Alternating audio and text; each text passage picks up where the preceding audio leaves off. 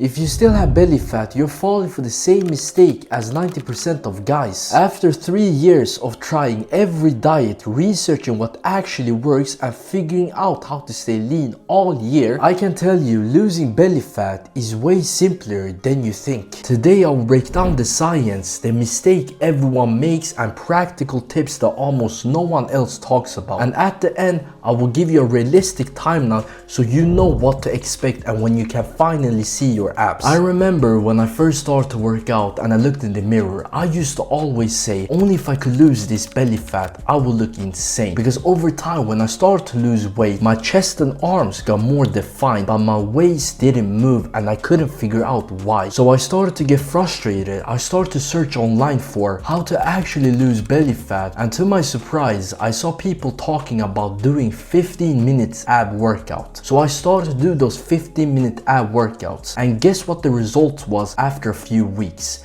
Zero.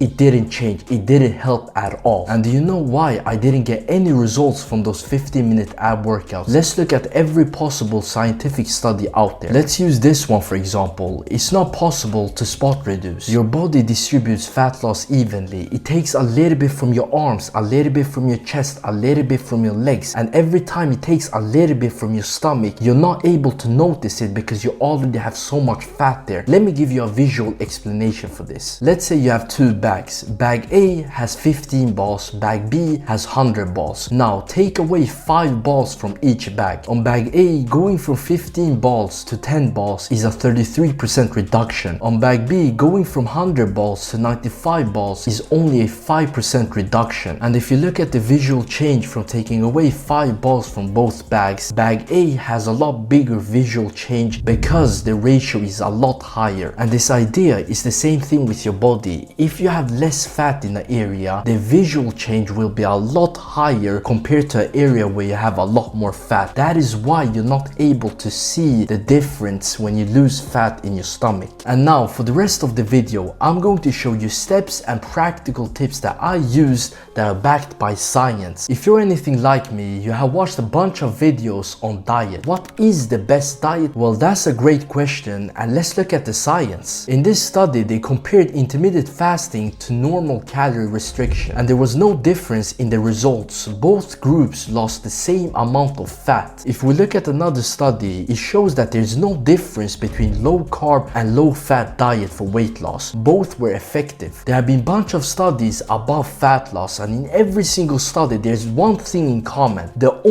absolutely only way to lose fat is through a calorie deficit. And if you don't have a clear picture of what calorie deficit is, let me give you a brief explanation. The fat around your body is energy. It's stored energy. When we move, when we think, when we work out, we use energy, and we need a lot of it to function. And we get this energy from the food we eat day-to-day life. And when you eat more energy or food than your body needs, it will store the energy as fat around your body. And the way we measure this energy, it's calories. In this context, calories, fat and energy is the same thing. And the calorie deficit is when you eat less calories than your body needs. For example, if you're a grown man, let's say you need about 2,500 calories to function day to day. If you only eat 2,000 calories per day, it will take 500 calories from your own body, stored fat, and use that. And if you keep eating less calories than your body needs, well, great job, because you're going through fat loss. That is the goal. And now let's go back to different diets.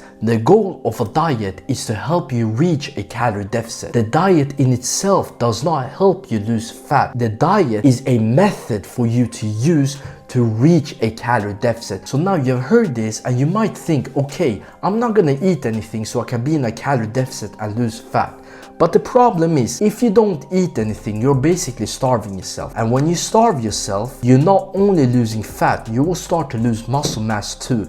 Let's look at this study. This study analyzed the difference between a high protein diet in a calorie deficit versus a low protein diet in a calorie deficit. And the results were clear. A high protein diet was much more effective at keeping muscle mass in a calorie deficit. That's why it's a good idea to not go on an extreme diet and lose all the muscle mass you have built. You need to do two things to keep your muscle mass in a calorie deficit. The first being, you need to eat a lot of protein. And you have a bunch of choices: ground beef, chicken breast, tuna, Greek yogurt, salmon, cottage cheese, the list goes on. Just find foods that have a lot of protein and stick with them. You need to eat 0.8 grams of protein per pound of body weight if you're a beginner. Now, if you have a lot more muscle mass, you can increase it to 1 gram of protein per pound of body weight. And the second thing you need to do is to keep working out. You need to work hard and with high amount of intensity. So the bottom line is, being in a huge calorie deficit is not the solution. The studies have shown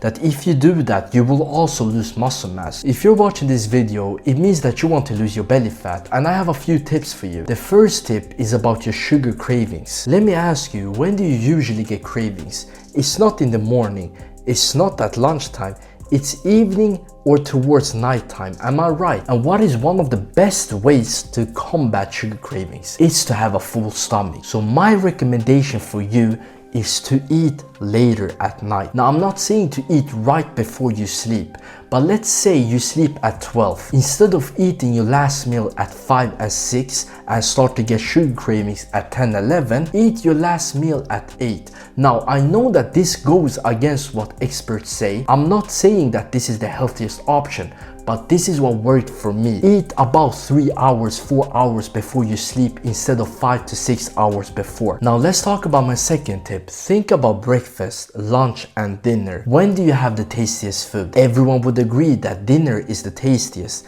then lunch, then breakfast. A sandwich does not taste that good. Let's be honest between me and you. So why do you waste your calories on it? If breakfast is not that tasty, you might as well lower its calories and make it more protein. For example, instead of a sandwich, go for something healthier. Go for egg whites, tofu, Greek yogurt. It has higher protein and lower calories. Let's go through my breakfast. I eat 3 eggs, 2 cans of tuna and some low-calorie sauce or butter to the side. I know that tuna at breakfast sounds weird, but honestly, you can eat whatever you want for breakfast. You don't have to follow the social norms. And now for the third tip, we know that the diet you choose doesn't really matter. It's all about being a calorie deficit. But what does matter is that you should have an eating pattern or a diet that makes it as easy as possible for you to reach a calorie deficit. Now, objectively, the most effective way to guarantee that you're in a calorie deficit is through counting your calories. But it can be a pain in the ass to count every single gram you can eat. Me personally, I don't count calories because I don't like it, but I have to admit, it's the most effective way to make sure you're in a calorie deficit. Now, the way I do it is a bit different. I combine intermittent fasting with a low carb diet. I eat my first meal at 12. And now the reason why I don't eat carbs is because I have seen that when I eat pasta, rice, bread, I get sugar cravings later on. And I have found that a high fat diet works a lot better for me. I feel better, I feel fuller for a longer time. Now, if you have tried other diets and they don't work, you could try the diet I do. Intermediate fasting with a low carb diet. That's the perfect one for me. And now let's go through the fourth tip. When you're in a diet, it's really easy to feel hungry. And honestly, feeling hungry is very dangerous because you run the risk of binge eating and ruining your progress. So what I do when I feel hungry, I take 2 supplements that really help me to lower my appetite. So the first supplement I use is coffee. Coffee has caffeine in it, and caffeine is your best friend when it comes to lowering your appetite. So if you already drink coffee, drink it more strategically. Drink it when you start to feel hungry. Just make sure to not drink it too late because you won't be able to sleep. The second supplement I use is protein shake. Whenever you feel hungry, drink a protein shake and you're good to go. But I have to give you a warning. Protein shakes are a supplement. They're not meant to replace real food. So get majority of your protein from real natural foods and you're good to go. So now let's talk about the timeline. How long does it take to finally see results? Now, I can't give you a one-size-fits-all answer because everyone's starting point is different, but I can give you some guidelines. It's generally accepted that a 500 calorie deficit is the sweet spot. It's enough of a deficit where you see pretty fast results, but not too fast where you start to starve yourself. Now, If you have a bit more body fat, you can increase the deficit to 1000. Now, if you track your calories by weighing your food and writing everything down, you will be able to know what your maintenance is and what your deficit is. Let's break this down. A 500 calorie deficit means you will lose about 1 pound of fat per week, since 1 pound of fat equals 3,500 calories. After 4 weeks, that's 4 pounds. After 12 weeks, it's 12 pounds. With a 1000 calorie deficit, you could lose up to 24 pounds in 12 weeks. So here's the timeline. If you look like this picture and you're in a 500 calorie deficit, you will start to see results after a few weeks. If you look like this picture and you're in a 500 calorie deficit, expect 1 to 2 months. Now, if you increase the deficit to 1000, you will of course get faster results, but you risk the chance of not getting enough protein and losing muscle mass. And if you look like this picture and you're in a 1000 calorie deficit, expect up to 3 months to finally see real results in front of the mirror. But remember, this is all on paper. Real life isn't as predictable. There will be days where you undershoot with your calories. There will be days where you overshoot with your calories. These are just some guidelines that will help you set realistic expectations. Also, the longer you're in a deficit, the more your body will adjust and lower its metabolism, so your body will burn less calories. So if you realize that I'm losing weight slower than usual, you need to even eat less food than what you used to. So now that you know how to lose your belly fat, you will also need to learn some mistake that a lot of people make, and because they make this mistake, they quit the gym. So watch this video right here to learn about these mistakes.